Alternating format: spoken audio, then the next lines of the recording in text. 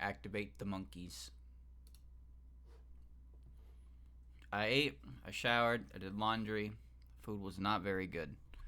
But yeah, I didn't actually finish today's practice.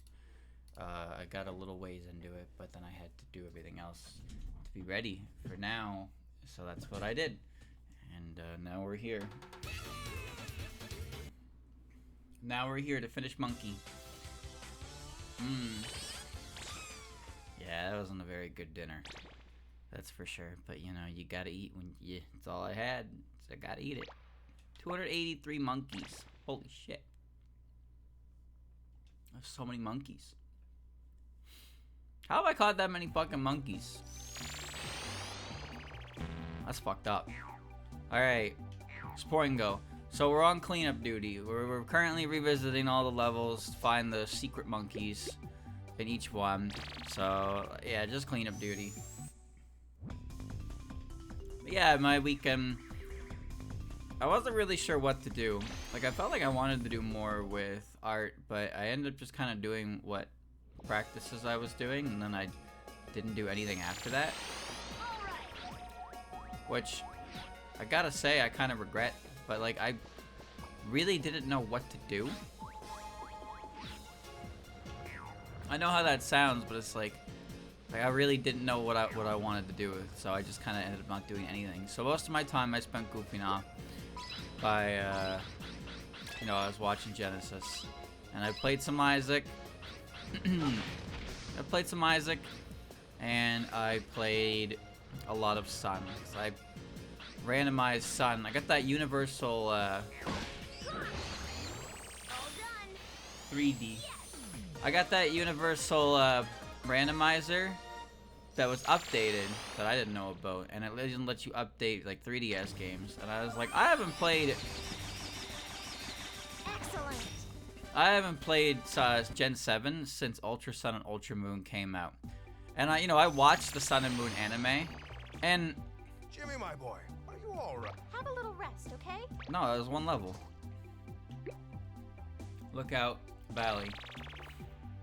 Because the thing is, chat, despite the issues with Gen 7, I think a lot of what Gen 7 did was very interesting. And I liked the idea of it. So,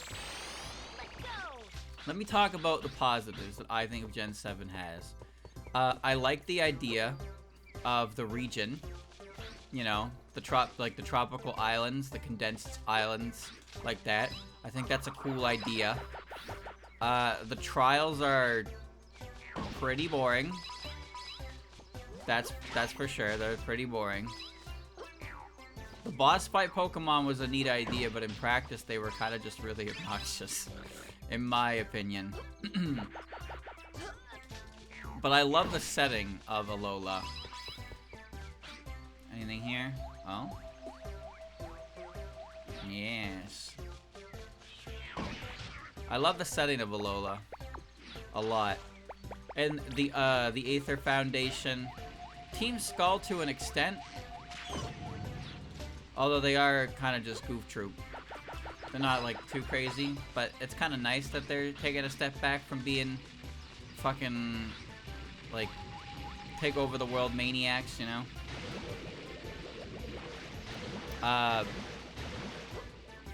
But what was I saying? So like the idea of the ultra wormholes, the story of the characters and stuff as well. There he is. There he is. Stuck in a rock. Poor monkey fella. Living stone. Ah, I see. Ultra Beasts themselves are very strange. Lucamine's character is very interesting to me, cause I think it's a lot different in the anime. So the way. What do you think of those clever gadgets? So in the games, Lucamine is trying to. She opened a branch of the Aether Foundation in the Alola region, specifically because she's interested in the Ultra Beast, and a big reason for that is probably because her husband Moan, who it still exists in the world, by the way. Thank you, Toasty, for the tier 2. Moan is part of the Pokepelago thing, but he is Lucimine's husband, and he was a researcher on ultra wormholes, and an accident got him caught in one, and well, it's just weird that it's kind of weird that he exists, Eden. It's kind of weird that he exists in the Pelago, but like, what happened to him is probably it's the reason why Lucimine is the way she is. And Lucimine finds Cosmog and wants to use Cosmog to rip open the holes, but Lilie finds it, runs away with it, so she's gone for months. Lucimine does not respect her children. Gladian has like ran away with Null because they had the type Null experiments too. So they're a dysfunctional family, to say the least. And the anime is actually completely different. So in the anime, Gladian still does his stupid poses, but he's not like an edgelord. He's actually a pretty chill guy, and he's like more of a rival to Ash. He's just like a rival to Ash. Lily is also just kind of there, but her story is that she got like attacked by a Pokemon when she was young, and it fucked her up. So she became afraid of Pokemon, but otherwise, like, she's just a normal character. And also Lucimine does show up in the anime, and she's actually like a doting mother. She's overbearing mother, which is it's actually very impressive how different it is. And I feel like they did that because it was a little heavy to put children's television, because she still has relations with the Ultra Beast, which is why I said, like, it explains. There's an episode where they go to the Aether Foundation, the Ultra Wormhole opens up, Nihiligo comes out, and they take care of it. And you find out, like, about Moan, and, like, the research on the Ultra Wormholes, and such. Like, Lucimine is not crazy, she's not obsessed with it, but she's looking for her husband. And by the way, in Journeys, later on, they actually find Moan, if you didn't know. At the end of Sun and Moon, Lily goes with her family to find Moan, because he found Magearna for some reason, and Magearna was leading them to him. And in an episode of Journeys, Ash ends up meeting up again with Lily and Gladian and Lucimine, and they go to an area, like out in the snow, and they find Moan, but he's lost his memory. But he's living with Lily. And the show keeps showing, like, Lily. I'll get this, don't worry. There you go. The show keeps showing Lily, but in actuality what happened is that it's a shiny Nihiligo.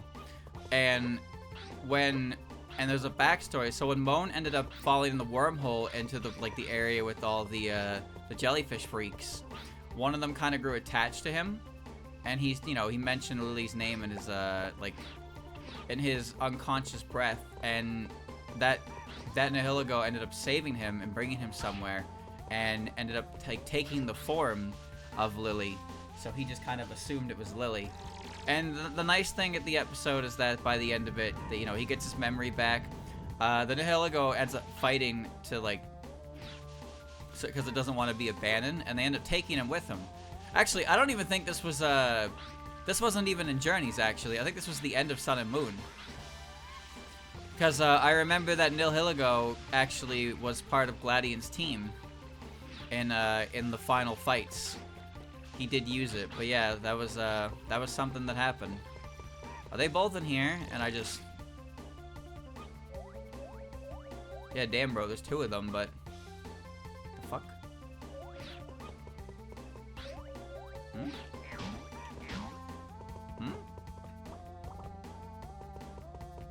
Oh, you can move these. I don't remember doing this, actually. So there's a shiny Ultra Beast. There's a shiny Ultra Beast in the anime, yeah. I'm pretty confident that is the case. And also, Nagarendel, the big fucking glue wasp hornet thingy-majiggy, is also there. And also, Ash gets a Melmetal for some reason. Don't ask me why he does, but he does. I can't remember. I feel like it was the end Ultra Sun or the Ultra Sun and Moon arc, but it might also have just been a battle that Gladian had later in Journeys. I'm pretty sure that's what it was. Meat equals beat. Either way, it's a nice episode, and they reunite with, you know, Gladian and Lily reunite with their father, Lucimina reunites with her husband, and they're one big happy family again. Which is great, because in the games, it's, you know, it's not, there's not really any closure on Moan, even though you as the player get to see him with the Pokepelago all the time. Like, Lucimina doesn't know where he is, and she definitely got fucked up by it. Like, 100% fucked up by it. There's Monkey One.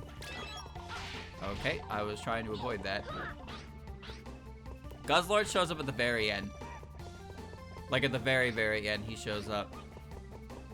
Two of them show up. One's a shiny one. And they go, ah! Alright, motherfucker. Come here. Yeah, huh? Funny, right? Stupid asshole. Bruce Monkey. Alright. Are the secret monkeys in the open? Well, I don't know. I don't even know where I am. This place does not look familiar to me at all. I genuinely don't remember any area like this in here, so I don't think I came down here to begin with. So we're just gonna ride it out to the end and see what happens.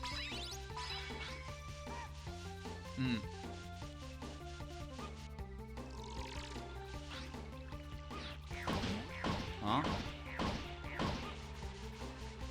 He's out in the open.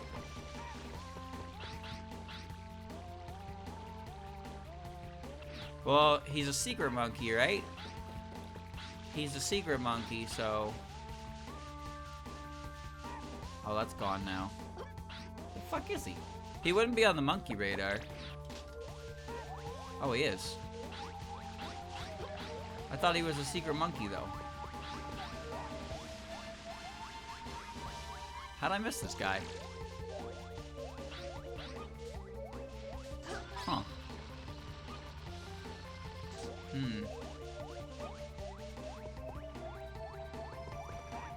Moan meets this mini in the games? In what one? Ultra Sun or Ultra Moon? I don't remember the meeting in Sun and Moon. Where the fuck are you? Oh, there you are, you piece of shit. He's riding a Nimbus. Yeah. He Goku. Can I get up there? Oh yeah, I can. How did I miss this guy like 3 times? Was he there at the start, or is he only there now?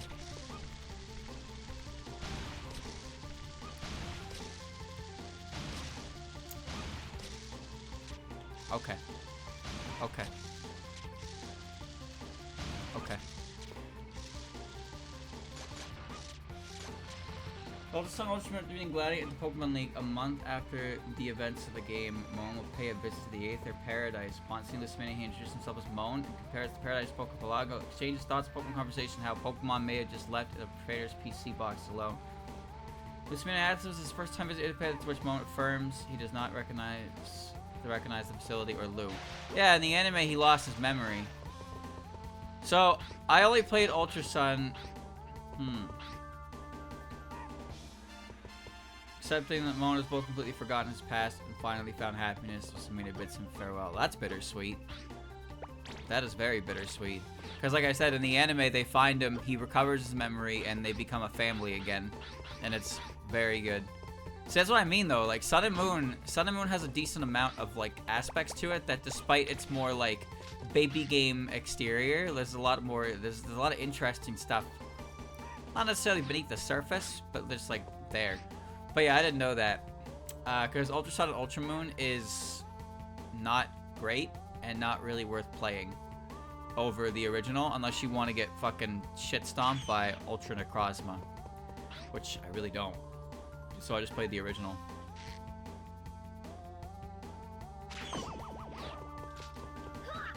I wonder what this guy's name is. Son Goku. Well, that's not even subtle. That's not even subtle. No, Black and White 2 are different games to Black and White. Ultra Sun and Ultra Moon are barely different games to Sun and Moon. I bought Ultra Moon on release, played it, and so much of the game had lined up with how Sun and Moon played that I was actually kind of annoyed. Like, really annoyed. There are so few changes throughout the course of the game. There's not really any new areas per se. There's a alternate to the storyline. Like at the end of the game in Sun and Moon, Lilia is the one who goes off to Kanto and Gladian stays behind. But in Toulette here. But in Ultra Sun, Ultra Moon, Gladian leaves and Lilia stays behind. So there's like it's a different universe. There's also Rainbow Rocket, so that's a thing. There's also the Rainbow Rocket stuff. But I was just I was more interested in just playing the regular game again because it's been so long. Oh, radar. Since one monkey seems to appear and is out in the open, I need the radar to find him. So we'll do this. I've already fucked up. Whack him. One thing I thought was pretty neat about Sun and Moon was that the time zone differences affected the game you played. So if you played Sun, like I played Moon originally, and like it was always nighttime during the day and daytime during the night. Tommy, very rare. Okay. All right, I'm coming, Tommy. Where are you?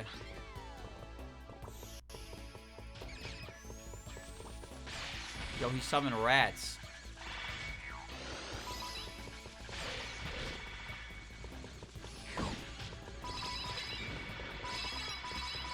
I am now rich. We on that grind.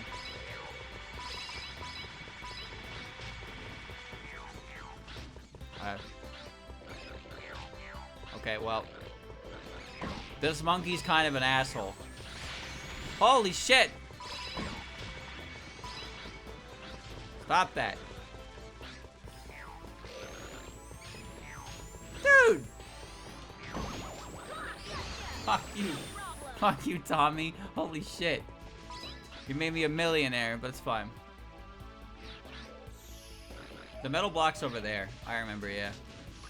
Okay.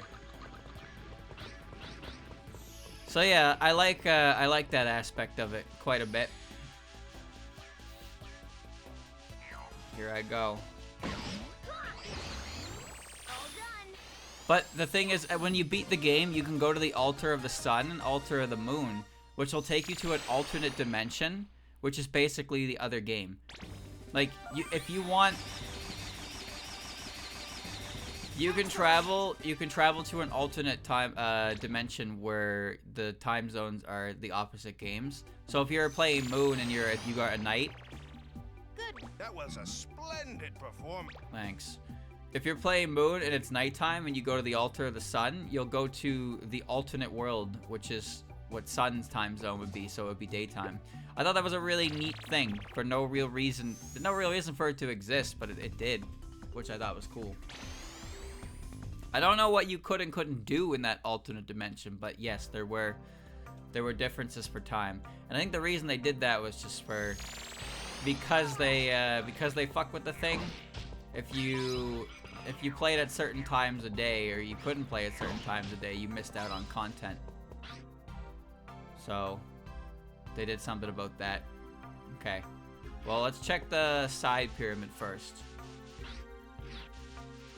Okay, hold on. Check the side pyramid first. Pudding. Alright. Okay, I made the right call here. There's two unique what do you call it? There's two unique Ultra Beasts in Ultra Sun and Ultra Moon, but they're like it's the clown and the big building block wall. No, I think Ultra Beasts are pretty neat conceptually, even though some of them are fucking stupid. The idea of them is cooler than the execution of them, I suppose. Like, they're not Pokemon, but they are classified. They're not Pokemon, but they're classified as Pokemon because it's weird to call them something else. But there's also the fact that the legendary of the game, Solgaleo and Lunala, they're actually Ultra Beasts as well. And there's lore to it, how they came from a portal out of the sky one day, and they were, the Tapus, the guardian beings of Alola, put up a fight against it. And neither side won.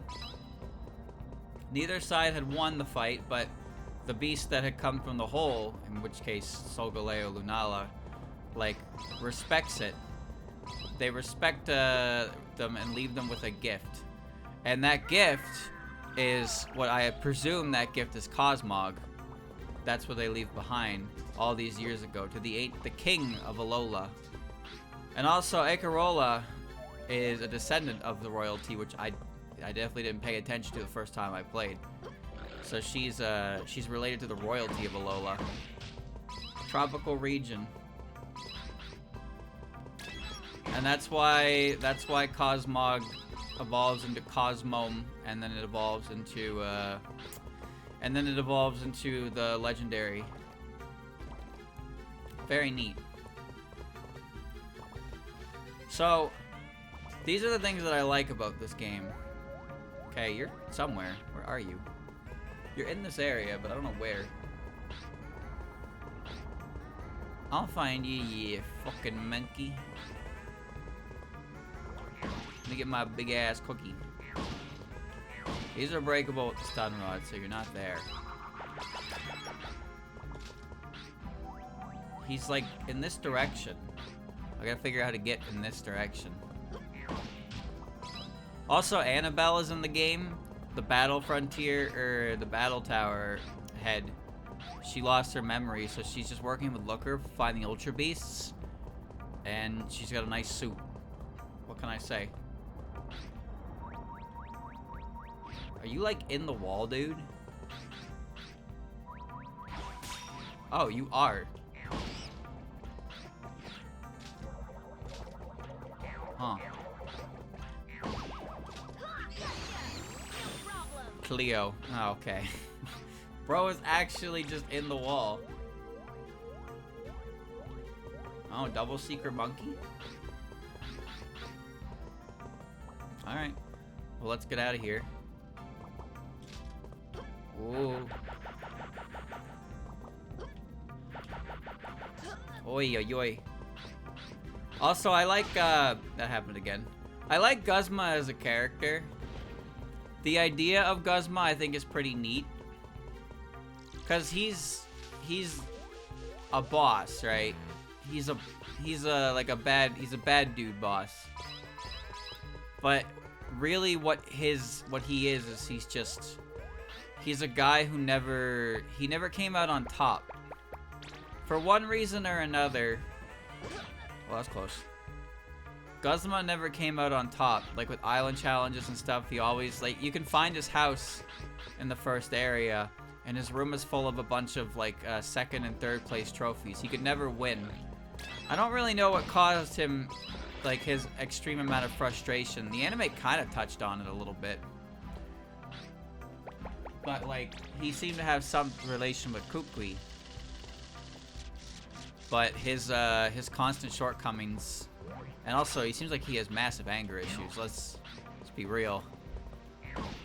But his frustrations boiled up, and he just became a hoodlum. And then he started a gang with a bunch of other hoodlums. And that's kind of what Team Skull is. Just a bunch of it's just a bunch of wasted youth, people who couldn't find what they wanted to do, and they found solace in him, I guess. Like, I'm pretty sure it's stated in Sun and Moon as well that, like, you find out that Guzma and Lucamine are working together. The only reason for that is because Lucamine is, like, the only person in Guzma's life who actually acknowledged him and saw merit to him. And that's why Guzma was so like willing to work. Whereas he was always coming up short for everything else, never good enough. But somebody actually acknowledged him, and that was the result of that. Maybe it's a bit of a stretch, but I thought that was pretty neat. I think he's a cool character. I also like in the credits. I like in the credits where he stops slouching. He's actually a very tall guy. But he stops slouching, he turns around, he's got the big X across the skull on his back, and all the Team Skull grunts like run away. And he's like, alright, yeah. Like, you can tell by the body language in the ending, like, he's like, yeah, that's how it has to be, fine. But then, whoa, thanks, Pipochi. But then the grunts all come back without their Team Skull stuff on, and they're just like punk trainer class at that point. Then there's the admin. What's her name? I don't even remember her name. She's kind of a pointless character, if you ask me. I don't understand her deal. She gets no explanation at all. Like, even in the anime, there's no explanation to her. She's just the admin of Team Skull. Whatever that means. Like, seriously, I don't really know what it is she does. Or what her story is, or why she's in such a different position from the grunts. Or why she's closer to Guzma than the grunts in general. Because there's no story on her. Unless there was story given to her in Ultra Sun, Ultra Moon. Because I'm pretty sure there's a couple of, like, different things you can see. Like apparently you can Moan is there. I didn't know that myself. I had no idea. That was something that was new to me. But that's also because I barely played the... Yeah, I got you, people cheat. I barely played the post-game of Ultra Sun, Ultra Moon. I got the Ultra Beast, so that I just didn't really want to do anything else. There was the Ultra Wormhole thing, which was cool. Because the Ultra Wormhole also took you to Guzzlord's place. And Guzzlord's story told you how, like you end up in a place that looks kind of like Melee Melee. And it even has this weird inverted track to it. Alright, motherfucker's gotta be in here. Yeah. There's this weird inverted track to it. And it's just a destroyed Melee Melee. And there's a Guzzlord at the end. Ow. Just eating shit. And you talk to some blue guy at the end. He's like, yeah, so basically the inhabitants of this place fucked it up, like, horrendously. It's like a Wall-E situation, no joke. They fucked it up. And so they fled to, like, space, and the planet is uninhabitable. But Guzzlord is eating, like, he eats anything. So he's cleaning the planet up. They love him. And then you catch him and take him away.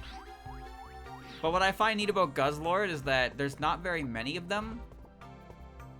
Whereas a lot of the other Ultra Beasts that you find in, like, their specific Ultra Wormholes, it's like a world full of them. Like, they're just common in these other worlds. But in Guzzlord's case, well, he's kind of one of a kind. He is also, like, the last Ultra Beast you get, or should get. And he's, like, the final boss of the anime as well. But he's actually the worst Ultra Beast in the entire game. Just like that, he's about as good as that gameplay was. He is the worst Ultra Beast in the game. The only stat he has that is any, like, merit is his HP stat. Everything else is dog shit. He's also Dark Dragon. He's Dark Dragon in a game where the legendaries, 4 of them are fairy types. So, yeah, he had no fucking chance. Bro straight had no chance. Ever. You're back there? Are you looping around? No, you're in this room, so I went too far. Another thing I actually really like about Sun and Moon is the fact that, like, it's like island challenges and customs, and Kukui himself is a really cool character. One of the most interesting professors, I think, in the entire series. But apparently, like you hear it early on in the game, but you're originally from Kanto. You as the player are originally from Kanto. I see it now. And Kukui went to Kanto as well, and your mom seeing Kukui battle like the Kanto gym leaders is what made her want to come to Alola. So he battles gym leaders there, and that gives him the idea he wants to have his own league for Alola, because there's always the island challenges. Alright, where are you, fucker? Which wall are you behind? There you are. Tutankhamun. Ow. Come on, bro. Don't put up a fight. Don't put up a fight. Stop! Where'd you go? Oh, he went all the way out here. Bro, stop with the fucking pink monkey laser. He's not even attacking me. Okay, well, I asked for that one. Anthony. So he wants to establish a league so people who complete the island challenges would have to fight all the kahunas and become the grand champion of Alola. He wanted his own league, and I think that's a really cool idea. Is having like this game establishes the league in real time, and when you defeat the 4 kahunas, you're really skilled at using your gadgets. When you defeat the 4 kahunas and you become the champion, Kukui battles you himself as like the champion. And the game also has different like champion battles as well. Like there's different characters who can show up at the end to battle you for the role. One of them's like the first youngster you encounter in the game can show up. He's got the weakest team, but he makes it all the way to the end of the game to fight you again, which I think is awesome. Now, let's talk about some of the parts of Sun and Moon that aren't so great. So, the first and most obvious one is that the game is extremely linear to a point of frustration. You can't go anywhere unless you're intended to go that way. There are so many roadblocks and just stupid NPCs that are like, sorry, you can't go this way. Have you tried going to your objective? The amount of freedom of exploration is non-existent. Also, whenever you hit a checkpoint, you have to go through some kind of tutorial. There are so many tutorials in the first island, it's not even funny. And you have to do them. There's no choice. You are forced to do them every single time.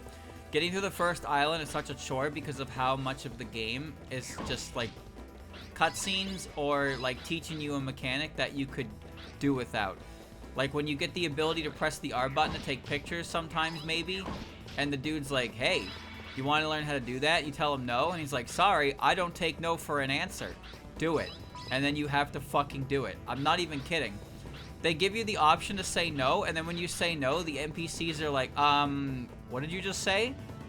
Sorry, that does not compute. Please press yes. And then you press no, and it's just the same thing over and over again. They give you the option to say no, and they don't actually let you say no.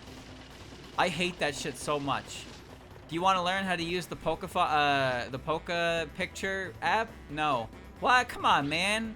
Come on, it's awesome. You don't want to waste this opportunity. Come on. No, I don't want to learn it. No, you do want to learn it. I know you do. In your heart of hearts, I know you want to learn it. So come on, man. Just learn it. Just learn it. No. Alright. And then you just repeat ad infinitum. Why even bother letting the player say no at that point? Sometimes when games let you say no and they punish you, it's hilarious. Did you know in fucking Super Paper Mario, the intro scene is like 5 to 10 minutes long. It is not short. It is not short.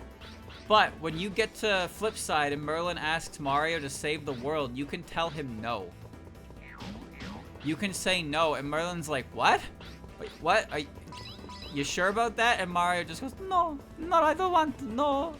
And then Merlin just goes, well, I guess the world is doomed. And then you game over and have to start the whole game over again. There's no way to save. You have to do the whole intro over again if you do that. But the fact that the game lets you do that is mad fucking funny. That is so funny. Like, no, I don't want to save the world. Okay. You can also serve the Shadow Queen as well. You can also serve the Shadow Queen as Mario. You can say yes, and then you game over. The world falls into darkness. What? Oh. Okay, so I don't think I could break these chests before, but now I can. Yeah. Monkey assholes in one of these, I'm sure. Oh, it's the big one. Aye, aye, Captain. Leave.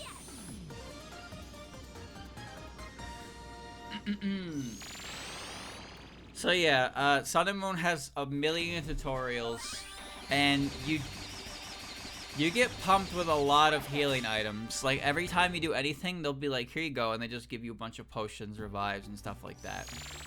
So they do kind of just, they kind of just pump you full of stuff for no real reason. Like I said, I like the island aesthetic of the games a lot, but they're very linear because of it. There's not a lot of freedom to explore routes. Obviously, regular Pokemon games have this issue to an extent as well, where there's some limiting degree of freedom, for sure. But Sun and Moon's limiting degree of freedom isn't even funny. When you land on the third island, there are three exits. Here I come. As soon as you land, there's a garden you can go to, and you can get 5 steps into the island from the Pokemon Center before Lily is like, aren't you meeting the professor at the garden? Go to the garden, jackass. So you can't even explore anything of the island until you go to the garden first. Then when you go to the garden and you deal with that completely unnecessary side quest, once you do that, then you can explore the rest of the island, which is like 6 houses, by the way. And there's 3 exits. If you try to go south, the police officer will go, I'm a police officer. You want to go to the library? It's north. And then he won't let you go on the route. If you try to go to the west, you'll get a fucking tourist who will be like, that route, that's not the library. The library is to the north. Like, these people just keep telling you, the library is to the north. Please go to the library.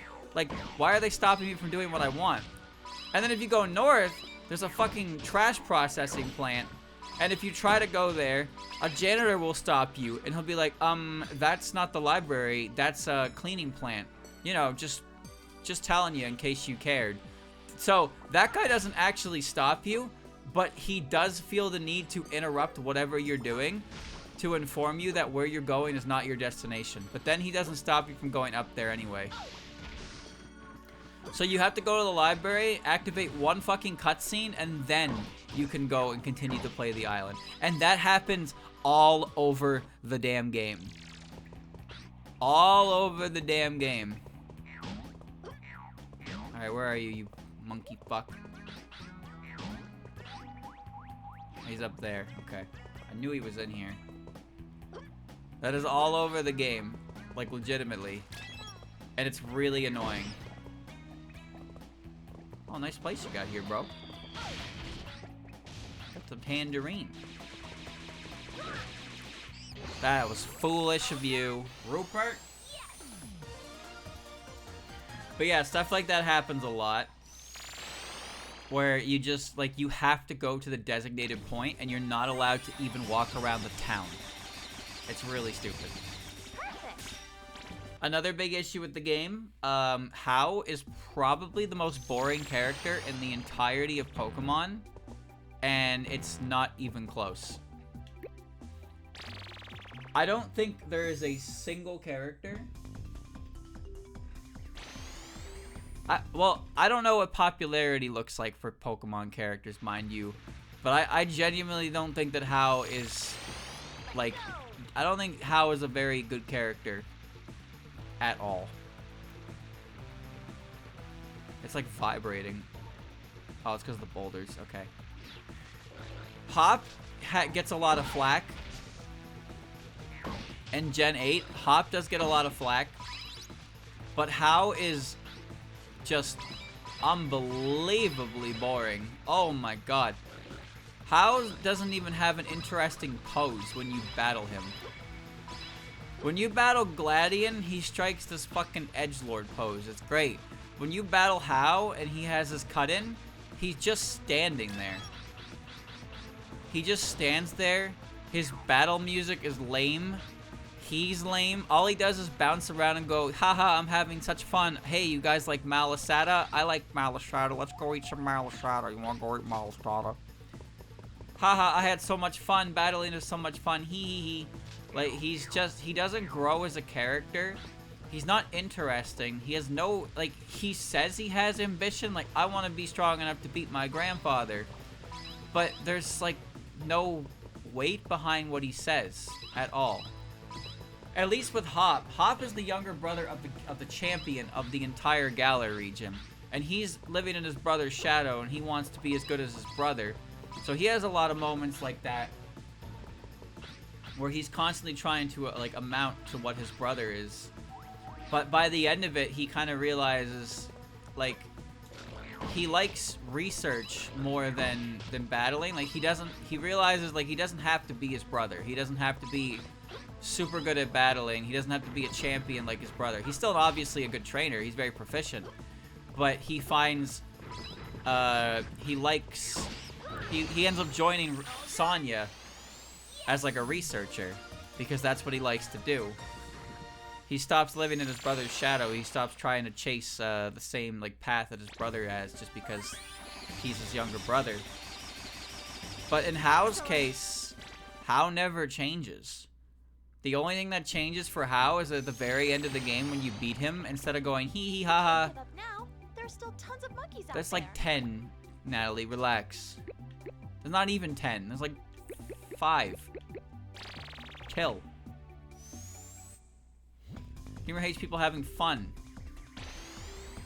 No, I'm saying that he never... Like, Gladian gives him shit for it, too. I think Gladian makes a good point, but it never seems to actually, like, have an impact on anything Hao is saying. Gladian's like... Oh, that doesn't work. Gladian's like, okay, you battle, and, like, there's nothing wrong with having fun, but you're just using it as an excuse to not try because you're afraid that even at your best, like, even at your best, you won't be able to defeat your grandfather, essentially, is what he's saying. Like, Hao pretends to, like, Hao doesn't put in the effort because he's afraid what will happen if he does and he comes up short. Which is actually similar to Alice, in a way. According to her PCB Omake, Alice is afraid to give it her all in fights because if she does and she still loses, it might wouldn't go well for her. And apparently, according to the Omake, that makes her similar in degree to Reimu, where if they were to go all out and still lose, they wouldn't be able to handle it. So Hao is kind of similar to that, where he wants to surpass his grandfather, but he always plays this happy-go-lucky idea because he's afraid that if he does go all out, if he takes it seriously and he comes up short, he won't be able to deal with it. And I get that, but the problem is that aspect of the characterization for Hao never really comes forth. I find it never really is there. I don't remember where the metal block is here. Oh boy. Trip upwards. Fall upwards. Almost maxed out on coins. Alright. Aha! Alright, we're in the right spot. Okay. But like I said, the only thing that changes for Hao is at the very end of the game when you beat him and he gets frustrated that he lost. That's it. He frowns and goes, I'm frustrated. And that's it. But, like, nothing amounts to it. He doesn't change as a character. The slightest itty-bitty piece of change happens there. I think Sword and Shield did a pretty decent job with its some of its characters. Like, again, Hop is pretty happy-go-lucky as well. for a while, but he gets his ass clapped by Bed, and Bed kind of gives him a verbal lashing, and he's like, man. And then Hop starts to really like, he starts to have like doubts about what he's doing. He stops being happy-go-lucky. He starts really trying, and then when, you know, he gets frustrated because he's really starting to try now, and he's still coming up short against you. Bed is interesting to me because he's originally, he was originally handpicked by the chairman, and like he had a lot of confidence in his ability. Then he started fucking up an old fucking mural, and the chairman disowned him. He was like, oh shit, and he ended up joining the fairy gym. Wait, what? Behind me? Hmm?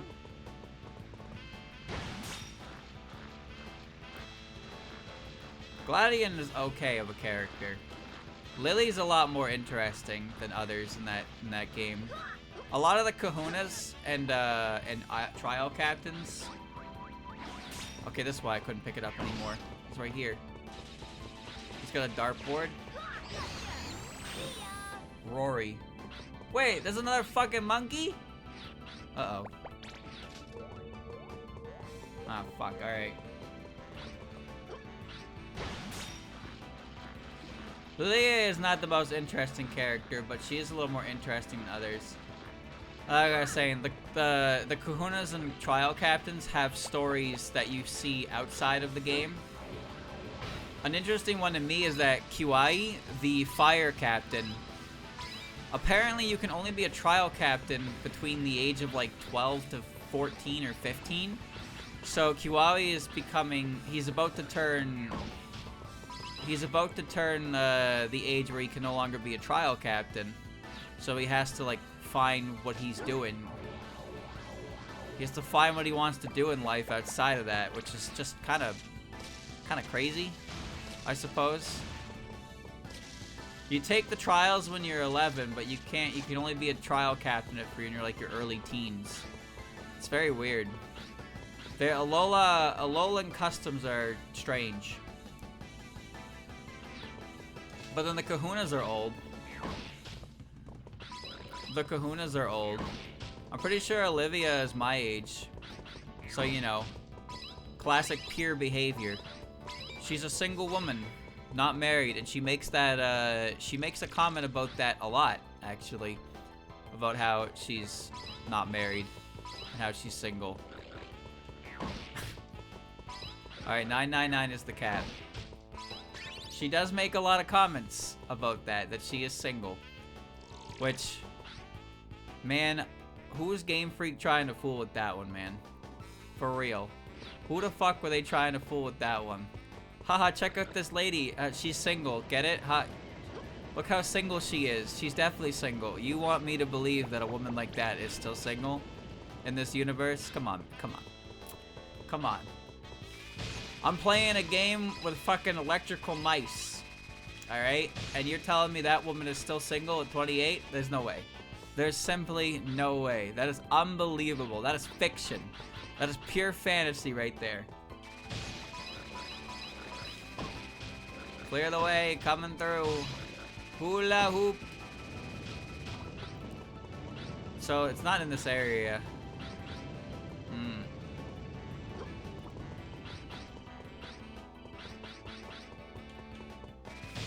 Are you over here? No, alright.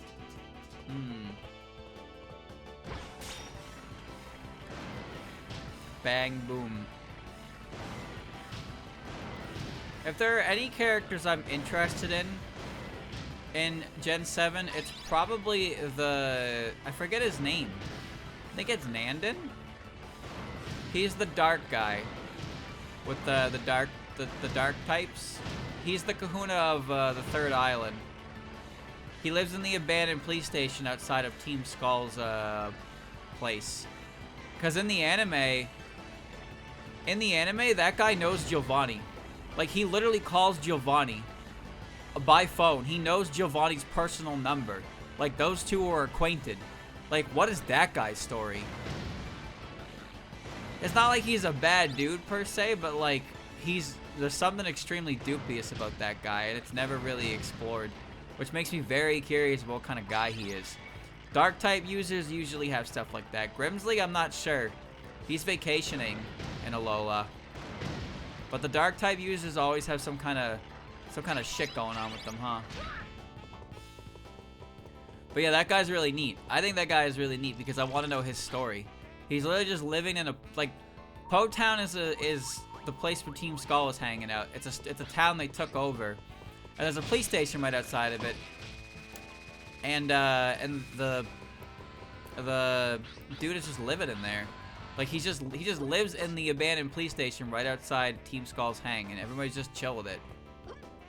Like Igarola knows him, but like there's so little information on him, and I'm very curious as to who he is as a character because they set him up to be as it's so interesting. Like the reason why Igarola is part of the Elite Four is because it's supposed to be the 4 Kahunas. So it's Ha, Kahuna of Island 1, Olivia, Kahuna of Island 2. Island 3 Kahuna, though, is a dark guy. But he said it was a pain, so he told Igarola to do it. So she's doing it. And then Kahili is there because there is no Kahuna on the 4th island because Apu is the Kahuna in training. She's Kahuna in training because I think her the previous Kahuna had died, but she's still too young to be doing that. So that's why Kukui called in Kahili. So that's why when you do the Elite Four, there's a random golfer you've never seen before in the entire game. It's just like, what? There's some mention of her in the Hologram Resort. The owner of the mansion, of the big resort, his daughter is Kahili, and she's a professional golfer. Dude, I saw the... Yeah, there it is. I hope that I'm going the right way for this. Maybe I should have just went backwards or something.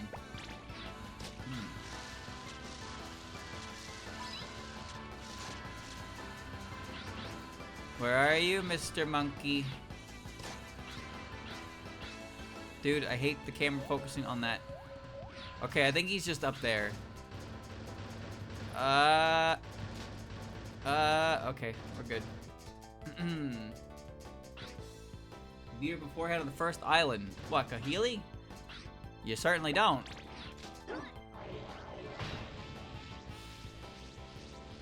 She's in Ultra Sun and Ultra Moon. You know in Ultra Sun, you know Sun and Moon, there's this trainer who shows up as part of a champion defense title. He's a dragon type trainer. I don't remember his name, but the dude stood out a lot. Dude stood out a lot. I don't remember his name at all, but he was advertised as to like show up at Ultra Sun and Ultra Moon. And what is his role in that? He runs some fake gym. He just runs some fake gym on Ula Island in the building that's being constructed in Sun and Moon. That's it. Alright, motherfucker. Let's tussle. Dexter. So Ultra Sun and Ultra Moon, like, it had opportunities to do things with these characters, and it just didn't. It really just didn't. Excellent. The one and only time I played Ultra Sun and Ultra Moon was when it came out. And like I said, I was very disappointed. Because I was expecting something like Black and White 2, a continuation of Sun and Moon. You play as a different character, times have passed or so, and, you know, but that wasn't it. It was just Sun and Moon again, but slight changes that were hyped up, but ultimately amounted to, like, no real difference. Granted, the biggest thing I think about them was that... Oh, whoops. The purpose of, with the Ultra Wormhole surfing is that if you did it, you could soft reset Ultra Beast shinies. Whereas Ultra Beasts were shiny locked in Sun and Moon because they were just like randomly put in different locations and you had to get a wild encounter for them. That's all. You just gotta get a wild encounter for them.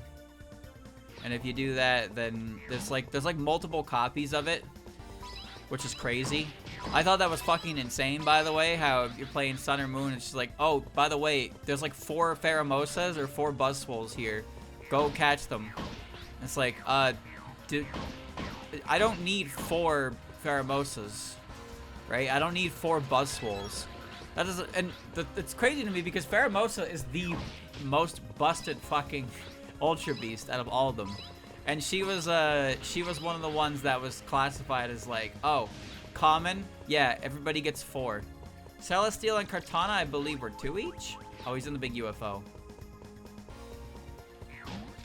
There's one Guzzlord. There was a couple Zerkatries. Come here, space monkey. Oh my god. I hate the heart gun. Ah!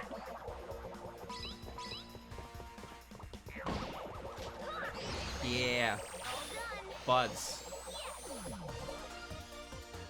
Yeah.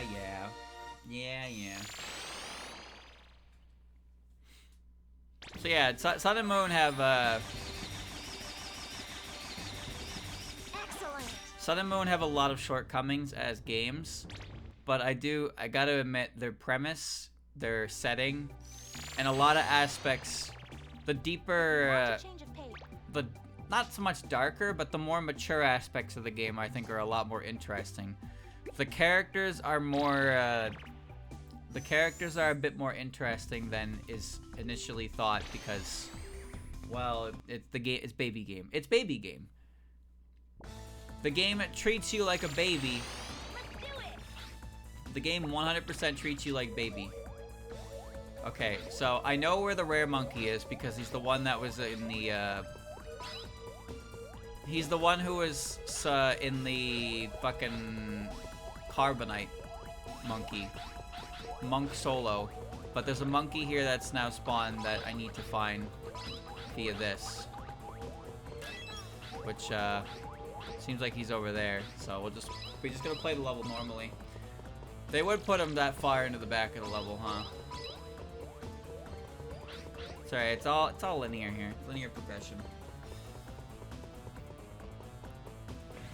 I kind of forgot the things that Sun and Moon had done just because I hadn't played it in so long.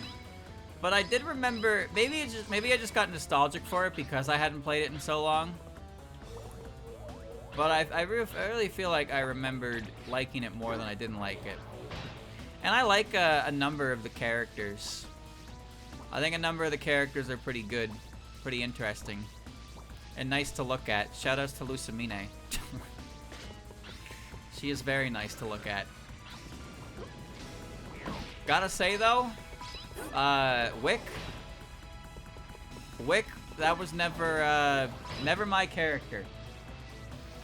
Wick never really did much in the story. The only thing about Wick really was that Wick seemed to be aware of what was going on for the most part. She kind of insinuated a lot of things, but she never really did anything or acted on it. Faba was a jackass, which is not surprising. That guy was Turbo Jackass, but Wick always kind of seemed like she knew what was going on, but she couldn't really do anything.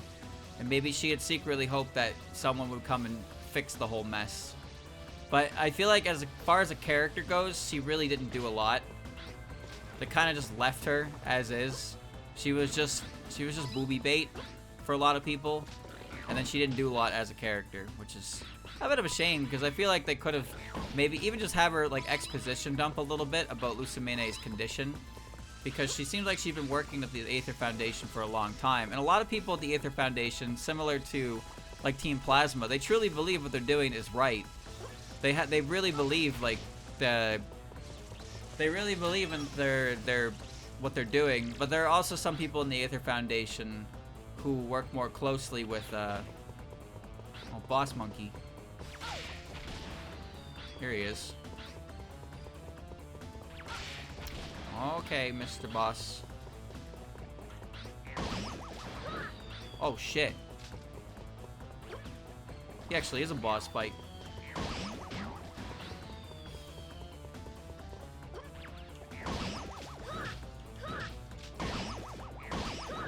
There you go. Mega Monkey. Okay. Alright, got him. So yeah, the Carbonite the Carbonite Monkey is the secret one. I know where that is. I just gotta keep playing the level.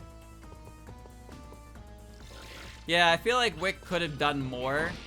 Even just giving the players some exposition on, like, more of what happened at the Aether Foundation. Explain more what the RKS project was, why it got scrapped, and so on. Because there's a lot of stuff like that that's never really talked about. There's a lot of stuff like that that's never really talked about or gone into detail. But it affected so much of, like I said, it really feels like she's been around for, like, she's been around the Aether Foundation for so long, she would know what's going on. But then you just don't really, nothing really comes of it. Oh boy. Nothing really comes of it, which is a shame.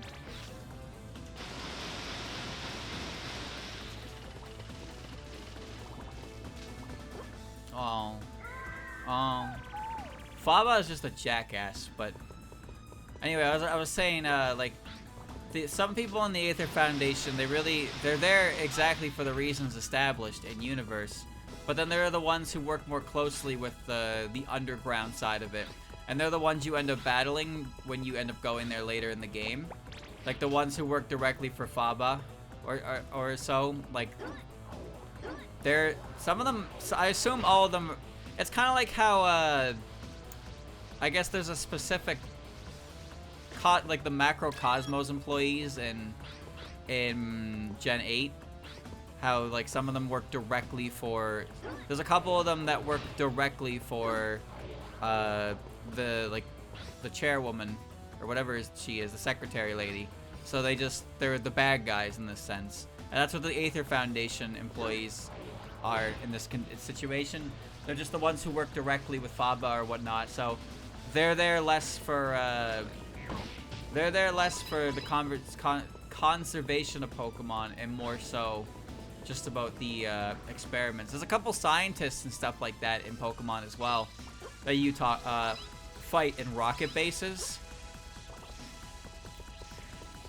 Like, there are some scientists, I think in Silphco, who say, like, they don't give a shit about Pokemon. Like, they don't care about the ethical treatment of Pokemon or anything like that. They're only interested in furthering their own research. But then in Gen 4, there's also the scientists who worked on the Red Chain, and you can talk to them as you're trying to free the three Lake Guardians, and they talk about how much regret they have for what they were doing, but they were blinded by the pursuit of science. And even in Gen 9, we can see that with the professors. The professors working in Area 0, I don't remember their names, Wild Woman and Future Boy. Like, they were so engrossed in their research to a point where they developed their AI, like their own AI, to look after the thing. But then the AI is like, please destroy this machine, it's bad. But then you find out that the professor, even after what happened, didn't want the machine destroyed, so they installed a override security protocol into the AI, so if somebody tried to destroy the machine, it would take over and try to stop them. So even in death, the professor was still fanatic about their research, which I thought was cool. Like, and this is like supposed to be a main game professor. The twist they did with those professors was pretty good. Are we going? Where are we going? I don't know. I hope I'm going the right way. I think they did a pretty cool twist with that professor. But yeah, there are some researchers and scientists in universe who don't care about the ethics of it, and they only want to further the research. Colress is actually a great example. Colress is a character who showed up in Black and White 2, and the whole reason Colress is there is because his research is about bringing out the potential of Pokemon. So he works with Team Plasma because he's very morally gray. Like, he's only interested in the avenue that is the most, like, accurate to his, like, he wants to figure out what makes Pokemon, like, brings out their most potential. And that's why when you fight him in the Team Plasma base, he's like, yeah, I'm helping Team Plasma because I want to see if what they're doing will bring out the true potential of Pokemon. but he learns through the player's actions that the greatest way to bring out potential in Pokemon is through a strong bond through Pokemon and trainer. And you can even see that in like the Gen 6 anime. The fact that Ash Greninja exists is directly because of that as a principle, right? The fact that like Ash and Greninja are so in sync that they become like Greninja becomes a unique Pokemon only to Ash, right? So, but in the anime they kind of just made Colress a bad guy because they did. I don't really know why they did that. They made him a stock standard bad guy who's barely a character. But his character was interesting in Black and White too because everything he did was just in the interest of his own research. It's not like he wasn't comically evil. He wasn't necessarily a good guy. He wasn't a jackass, but like I said, everything he did was in the interest of his own research. All of his actions and everything were dictated by that alone. But when you, the player, prove to him that like the way you raise Pokemon is the best way to bring out Pokemon's potential, he does kind of become a good guy because he understands that this is the pursuit he should be taking. When you bump into him in Gen 7, he talks about how his research is about bringing out the potential of Pokemon, and he even mentions to the Sun and Moon protagonist that the greatest way to bring out the potential of Pokemon is through the bonds they share with their trainers, which shows that he learned, like, he still holds this true. The events of Black and White 2 had happened in this universe, obviously. The events of this game had happened. The protagonist had showed Colress what he needs to strive for his research. And he believes that. And now he's in Alola with the same belief in that research. And he's not sure what he's doing there, mind you, but he's there for a reason. But it's cool to see the continuity in that when they bring him back and they explicitly show just by what he believes in for his hypothesis shows that Black and White 2 did happen and it did affect him. He also shows up in the Rainbow Rocket episode and fucking hits Getsus with a Biden blast, sends him back to his own dimension because Getsus is a jackass. Dude, I fucking hate the magnet. Like, if you don't stick at the right angle, Jimmy just falls off every time. Bro, come on. Come on. Yes, Colress was looking into Z powers because he was familiar with Mega Rings. And also Dexio and Sierra, whatever the names are, there too.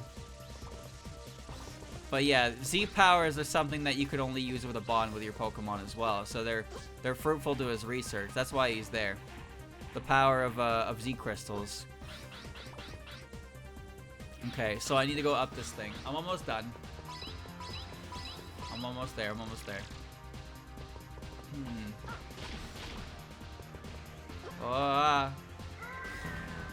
Such is my life, sport. You know, I was really good at this before, and now I'm not good at it anymore.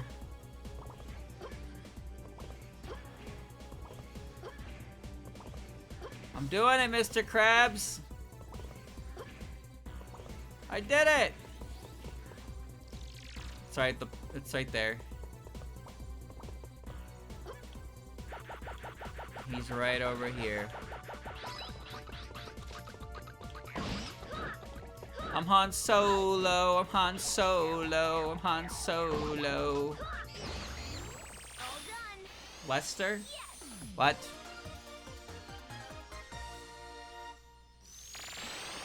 That's not his fucking name.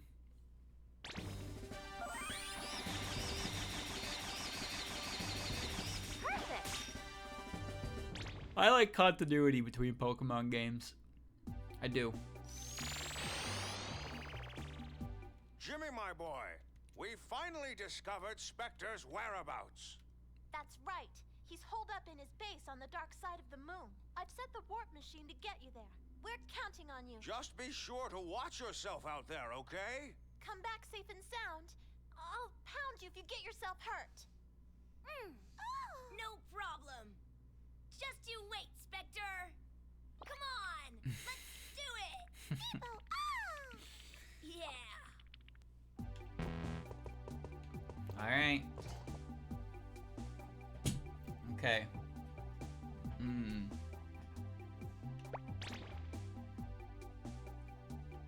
293 monkeys. So that's the whole... Is this a boss fight or is this a level? Because last time it was just a boss fight. Oh yeah, it is. Final showdown with Specter. So it's just a boss fight. Defeat Specter.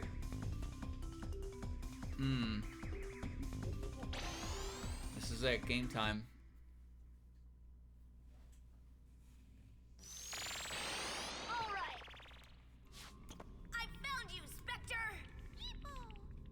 Greetings. It's time for you to stop all this! I've caught every one of your monkeys! You don't stand a chance by yourself!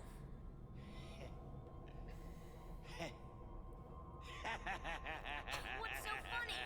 No chance by myself? Ha! That sounds like something you weak humans would come up with. But it's true. We all depend on someone to help us. You can't survive all by yourself. And the same goes for monkeys, too. Don't you dare try and compare us to humans. We're different.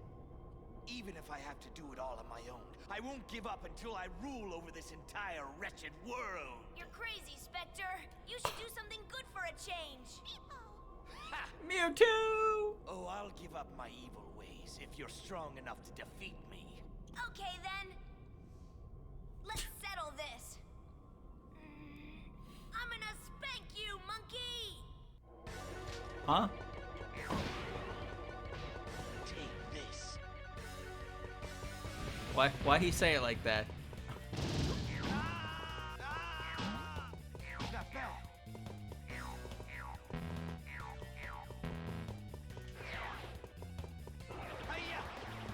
Ow. Oh, I have no HP. Holy energy burst. Punchy glove. Take this. What?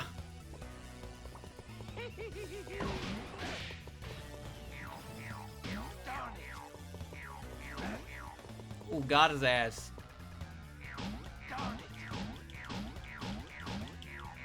Hit him with the loop, brother. The loop. Try this.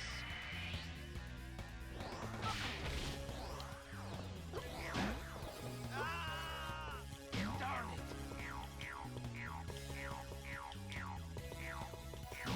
No, I just got him. I couldn't dodge it.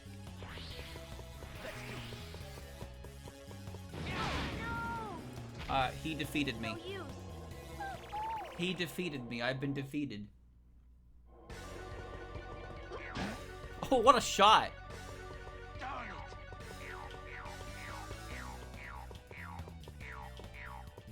Oh, God damn it.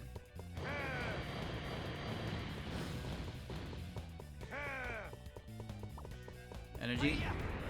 Magic burst. Wait, I hit him?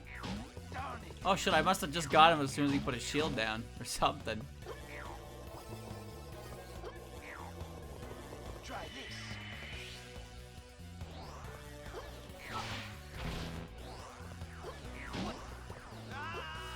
this. Camera is the hardest part of this fight.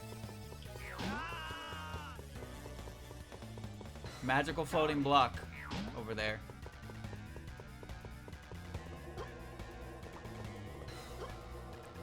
Try this.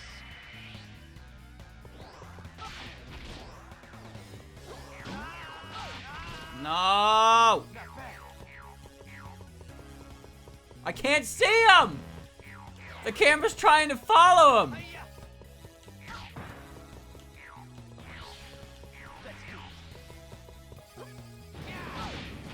Ow. I need to put on the hoop, apparently. Try this.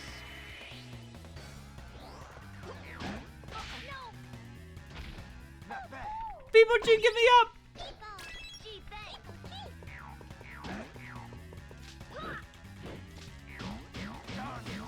Yeah, yeah, yeah, yeah.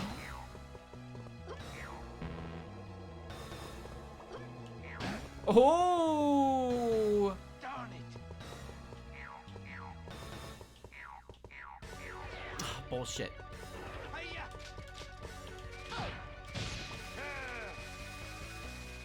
Hiya! Oh, I didn't see that! No use. Thank you, like, for the resub.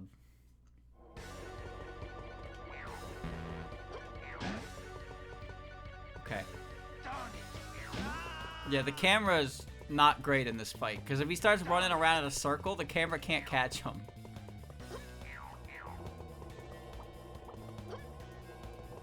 Try this.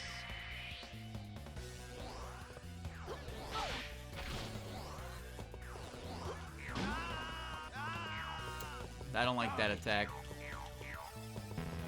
I can't turn the camera manually. I'm at the mercy of whatever the camera wants to do.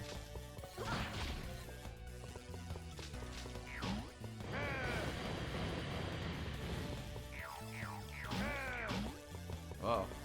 Hiya! Auto bomb. Try this.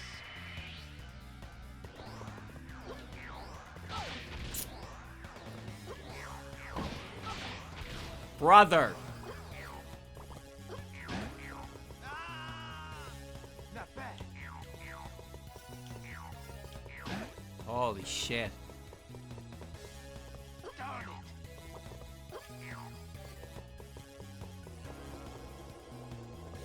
Let me see the camera. Take this. Hey, at least that one's actually dodgeable. Take this. Okay. So they give you a freebie if you fuck up too many times. That's what that is. He goes in the center. Darn it! Yeah, yeah, yeah, yeah.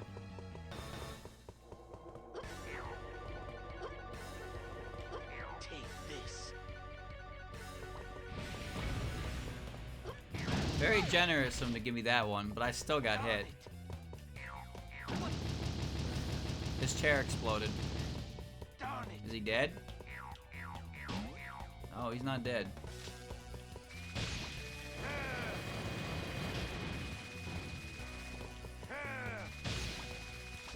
Hiya!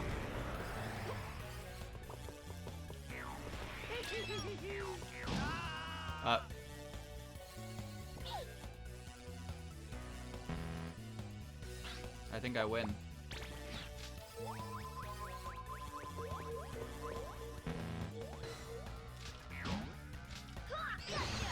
Okay. Specter. Dude, every time I use that ring attack, I just got hit. I couldn't dodge it.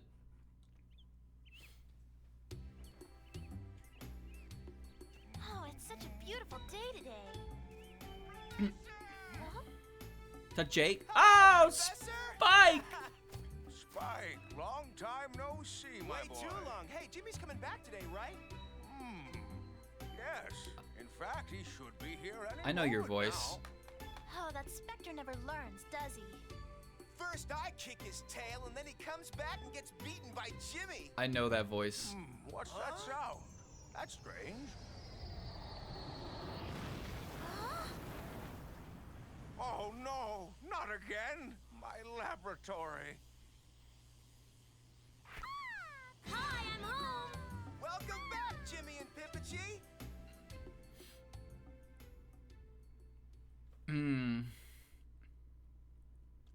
The end. These games, they always end with my laboratory getting destroyed. Is it something I said? Don't know what happened to the first one. We just sent Spectre back to the monkey show.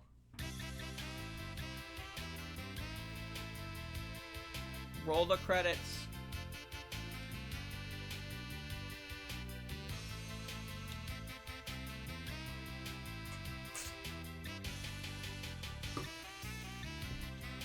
Oh, I can speed him up this time.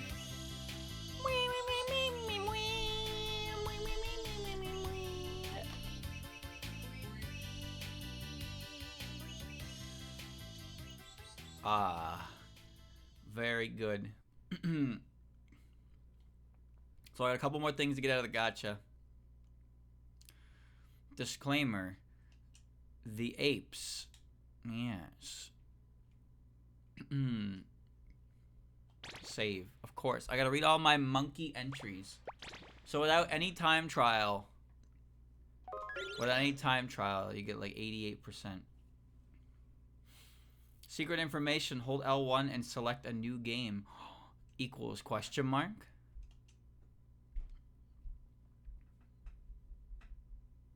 Hold on.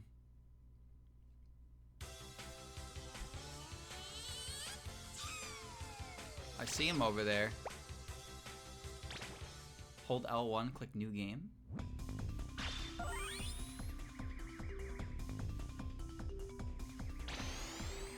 Oh shit.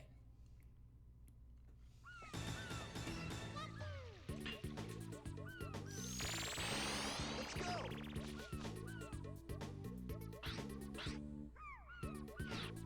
So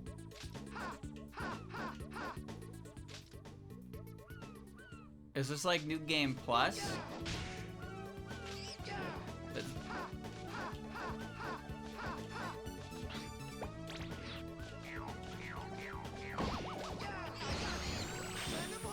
Set, okay, alright, you get a whole spike mode.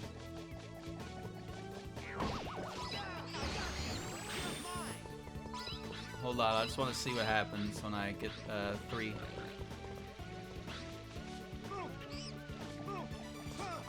Come here, monkey fella. All done. Yeah. Damn. Thank you, Buckhecky, for the resub. I just want to see what this is. Nice job. So it's just Spike?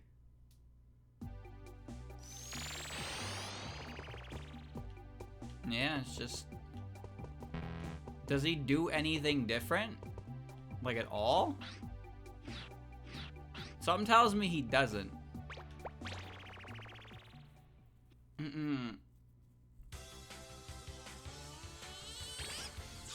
Cool. Okay. Yeah. It's New Game Plus. You play Spike, you get everything. Okay, that is definitely not what I wanted to return to. So let us try that again.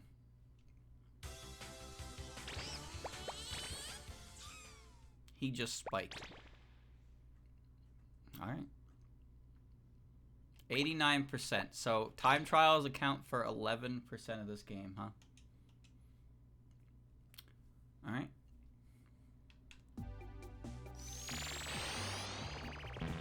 Alright, let's get all these. Let's get the rest of these. So there's a concept art left to get. And like 2 secret photos. Specter's entrance. There's music and a movie. There's the movie. It's the ending. Final battle with Specter, yep. Concept art, yep, there's Spike.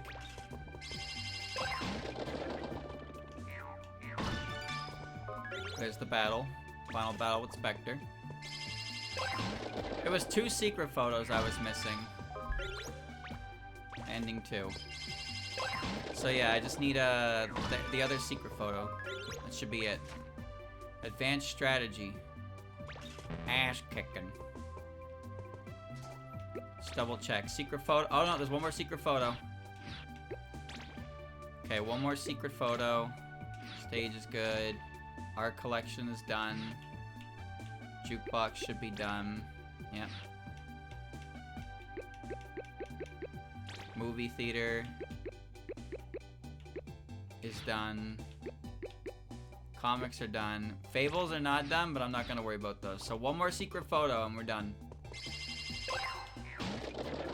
One more secret photo. No.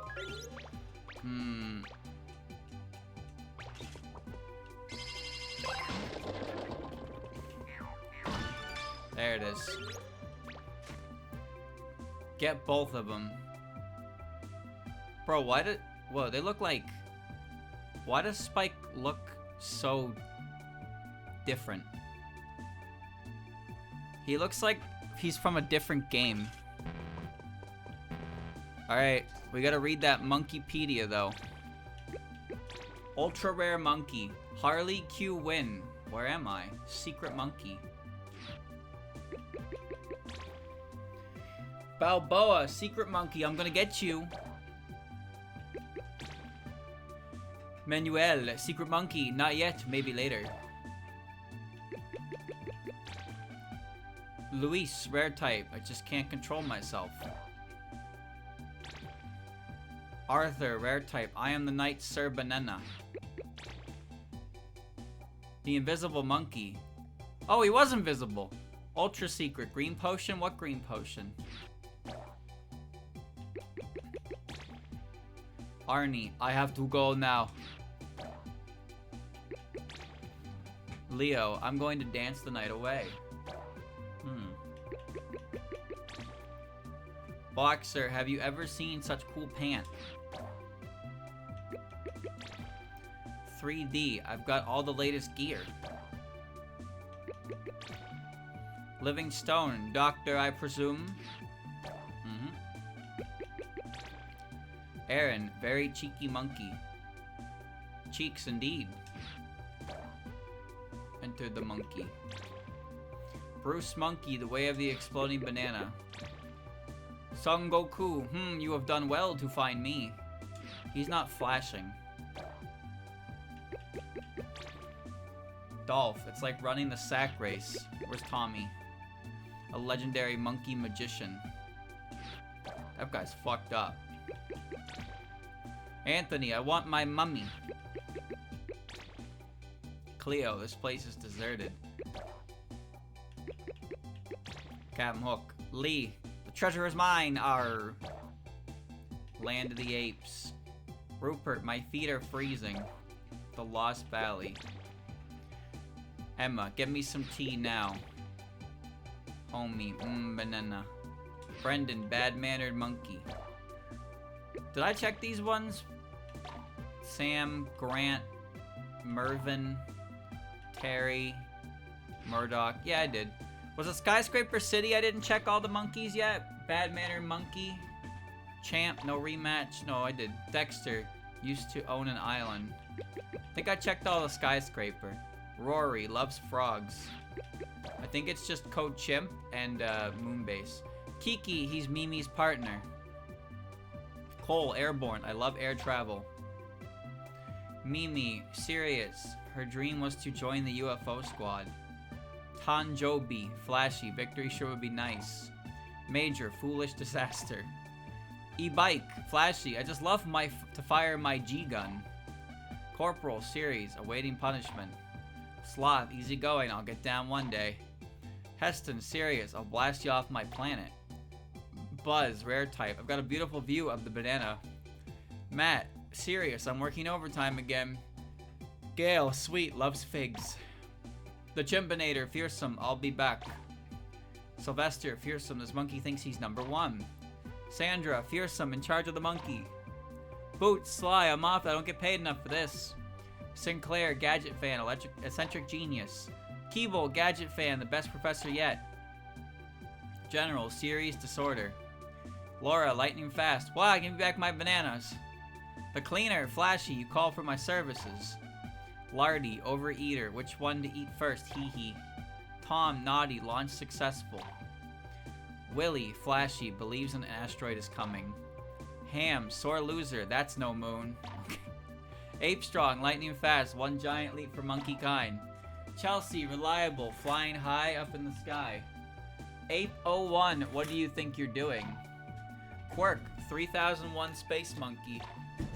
Chew Monkey, dumb, forgot my helmet. Kenobe Ape, easygoing. Ape Walker, feel, don't think. Apester, flashy, now I am the master. Ape Walker, intense, I'm not thinking at all. Neo, punk, there is no banana. Scotty, cool, still wait for his beamer. Dude, there's so many fucking science fiction references in these ones. Beam me up, Scotty. Bobo, easygoing bounty hunter. Boba Fett, yeah, okay, alright, yeah. Real clever. There's like 4 fucking Star Wars references alone. Yet for some reason, the one in the Carbonite bath is not Han Solo. Lester, where did I leave my suit? Ukas, his major work is Monkey Wars. Oh, George Lucas! Oh, George Lucas! Oh my God! Oh, fuck off. Sulky, Wimpy, can't believe this. What is happening? Kai, Cyber Ape, coolest monkey around. Mega Monkey, the monkey's secret weapon. That is the final monkey. That's it. That's all of them. The game's over, chat. We did it in 1 hour and 30 minutes. Ape has been complete. Good stuff. So the third game is also for PS2, right? Right? The third game is also for PS2? Yes? Alright, that'll be easy to set up in the future then. What? I've never seen this opening screen before. Well, there you go, chat. There you go. I have completed a game of Monkey Tag for 12-ish hours. Did I have fun? Yes, actually I did. I had a lot of fun.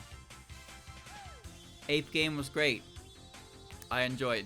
And I hope the third one is just as good, if not better. I would prefer it to be better. But, you know, I don't want to ask for too much. I don't want to ask for too much is all. That's all I'm saying. But there you go. Monkey 2 Completo.